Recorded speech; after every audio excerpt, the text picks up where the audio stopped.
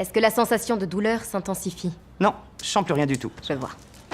Wow, wow, wow, wow. Wow, qu'est-ce que vous faites? Je vais au parc. Je peux avoir mes chaussures? On doit vous garder encore un peu pour être certain que tout va bien. Vous voulez que j'attende une semaine pour dire à Astrid que je l'aime? C'est quoi, une semaine? Tout à l'heure, quand j'étais en train de mourir, C'était une épée en mousse. j'essayais de respirer avec toutes les molécules de mon corps. Je pouvais pas quitter cette terre sans dire à Astrid ce que je ressens. Ça va vous paraître dingue, mais... je connais même pas son vrai nom. En revanche, je connais son sourire. Je sais ce qui l'a fait rire et je connais son cœur. Et il faut que je lui dise. D'accord, vous m'avez eu. Je l'ai fait. Alors pourquoi vous appelez pas les flics? Je suis sûr qu'ils seraient ravis d'entendre. Une théorie à 2 balles sur des numéros de série venant de la bouche d'une paumée qui vit dans sa voiture. C'est pas seulement une théorie. D'ailleurs, t'as avoué. Seulement à vous. Vous êtes même pas de la police, vous êtes juste une bonne femme. Vous n'avez pas de preuves, et je suis pas sur la vidéo, comme votre copine. Si je me trompe, on appelle les flics. Je pourrais leur dire: salut, c'est Jed de l'aire de repos 421, route 66. Mince, comment vous vous appelez? Charlie Cale.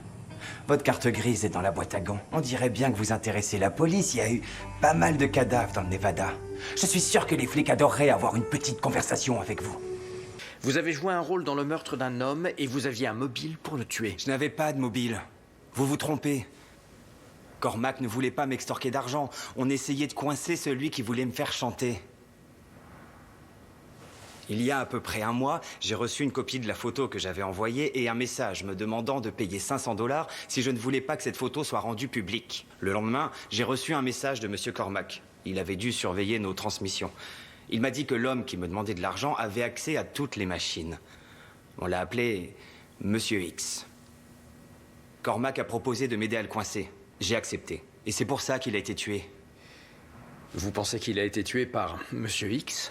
Cormac m'avait dit qu'il était sur le point de découvrir qui c'était. Il savait comment le localiser et il avait les preuves. Mais il devait les cacher là où Monsieur X n'irait pas les chercher. Dans la machine de quelqu'un vivant à l'étranger. Et pourquoi le sourire du chat du Cheshire?